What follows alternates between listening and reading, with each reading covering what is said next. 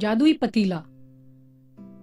मुंगेरी लाल नाम का एक हलवाई था जो एक सेठ के यहाँ उनकी मिठाई की दुकान पर काम करता था। वो हर दिन उनकी दुकान पर अलग अलग तरह की मिठाइयाँ बनाता था। सारा दिन गर्म तेल की कढ़ाई के सामने काम कर करके वो बहुत थक जाता था। वो इस काम से ज्यादा कमा नहीं पाता था। सेठ के यहाँ से उसे एक वक्त का खाना तो मिल जाता था, लेकिन रात में उसे अक्सर भूखा ही सोना पड़ता था। अपनी गरीबी से परेशान मुंगेरी लाल कभी कभी अमीर होने के सपने भी देखता था। समय के साथ उसकी अमीर बनने की इच्छा बढ़ती गई। रात दिन बस वो अमीर होने के बारे में ही सोचता रहता था। काम के बीच में भी वो अपने सपनों में खो जाता था। इसका असर उसके काम पे पड़ने लगा था। कभी जलेबी जल जाती तो कभी बर्फी में चीनी ज्यादा हो जाती, कभी दूध उबल के बह जाता तो कभी चाशनी पतली हो जाती। सेठ उसकी इस आदत से बहुत तंग हो चुके थे। एक दिन तो हद ही हो गई। सपनों में खोया मुंगेरी लाल घी में गुजिया डालने की बजाय उसमें बनी बनाई बर्फी डाल रहा था। सेठ ने देखा तो उसके गुस्से का ठिकाना ना रहा। मुंगेरी लाल, ये क्या कर रहे हो तुम? ध्यान कहाँ है तुम्हारा?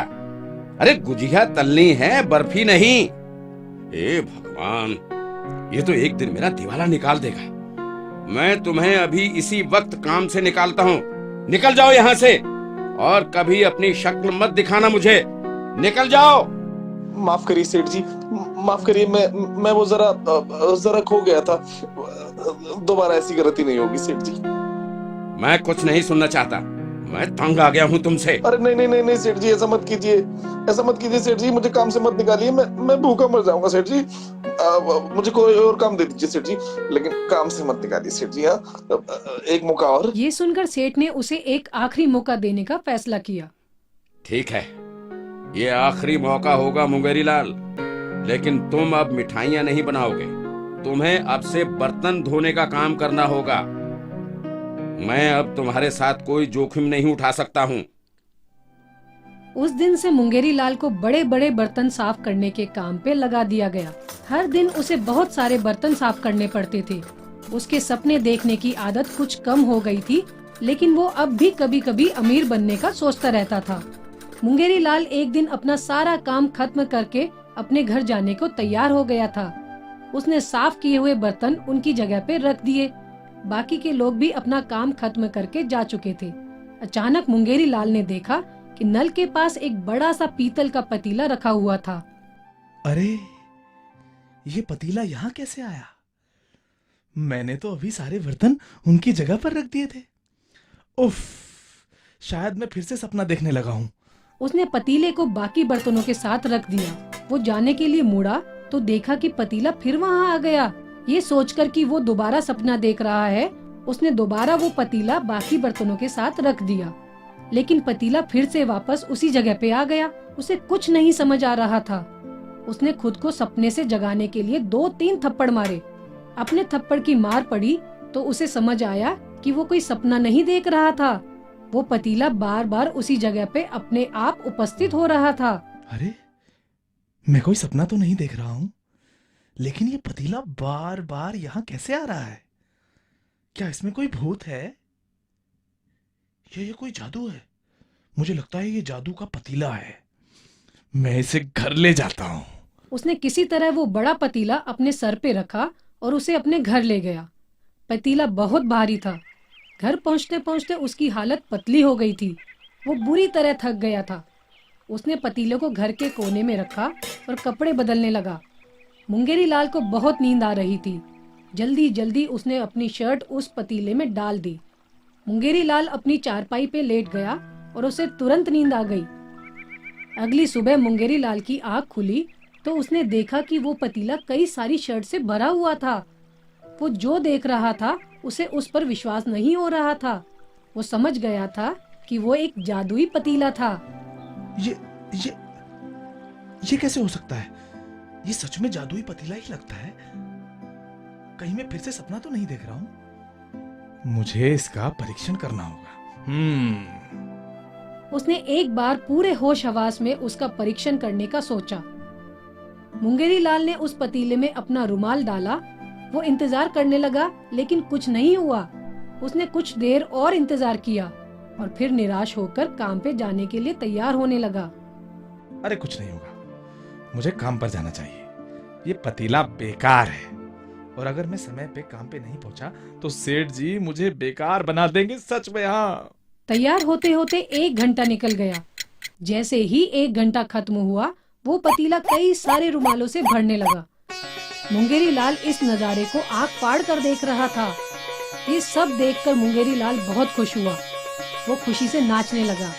उसकी समझ में आ गया था कि वो अब गरीब नहीं रहेगा। वाह वाह भगवान वाह, तुमने मेरी प्रार्थना सुन ली।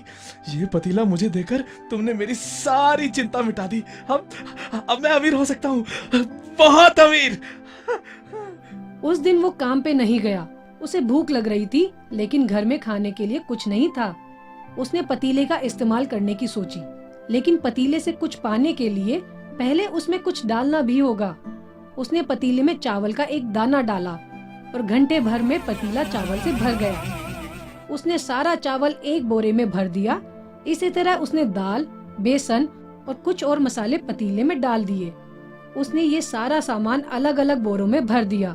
उस दिन उसने पेट भर के स्वादिष्ट खाना बनाया और खाया। कुछ ही दिनों में उसने अपना सारा घर धान, मसालों और कई सारी चीजों से भर लिया। उन्हें बेचकर उसने काफी पैसे कमाए।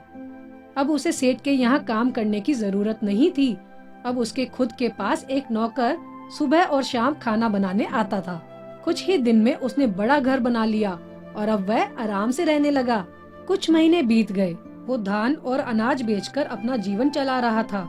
जल्दी ही वो इस काम से भी ऊब गया। एक दिन उसने सोचा, जब मैं इस पतीले में एक सिक्का डालकर कई सिक्के पा सकता हूँ तो मुझे कुछ करने की क्या जरूरत। मैं बस अपने खाने भर का सामान ले लिया करूँगा और पतीले से पैसे कमाता रहूंगा।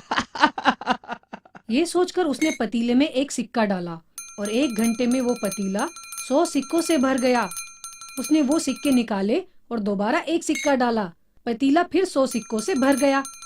वो इसी तरह सिक्के डालता गया और जल्दी ही उसके घर का एक हिस्सा सिक्कों से भर गया। वो इन सिक्कों को देखकर खुशी से नाचने लगा। वो अपनी खुशी में इतना खो गया कि नाचते नाचते वो खुद पतीले के अंदर गिर गया। और फिर एक अचंभा हुआ। वहाँ उस घर में अब 100 मुंगेरी लाल थे। सब एक दूसरे की तरफ देखने लगे। फिर अचानक एक मुंगेरी लाल की नजर सिक्कों के ढेर पे पड़ी।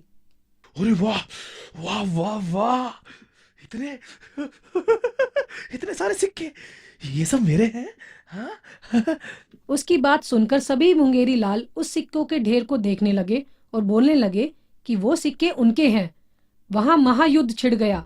सभी मुंगेरी लाल एक दूसरे से लड़ने लगे। लड़ाई में वो एक दूसरे की तरफ चीजें फेंकने लगे। उनकी लड़ाई में पतीला भी नहीं बचा। किसी ने पतीले को एक तरफ फेंका तो किसी ने दूसरी तरफ। वो पतीला इतनी बार इधर उधर फेंके जाने से टूट गया। लड़ते लड़ते सभी मुंगेरी लाल ने एक दूसरे को मार डाला। अब वहाँ 100 मुंगेरी लाल की लाशें पड़ी थी और टूटा हुआ पतीला, और उसके साथ में था सिक्कों का बड़ा ढेर। पड़ोस वालों को जब पता चला तो वो इतने सारे मुंगेरी लाल को देखकर बहुत डर गए। सबको यही लगने लगा कि उस घर में भूत है। आज भी मुंगेरी लाल का वो घर भूत बंगले के नाम से जाना जाता है। कोई उस घर में जाने की हिम्मत नहीं करता। इस कहानी से हमें ये सीख मिलती है कि लालच का अंत हमेशा बुरा होता है। फन लर्न टून को सब्सक्राइब करें।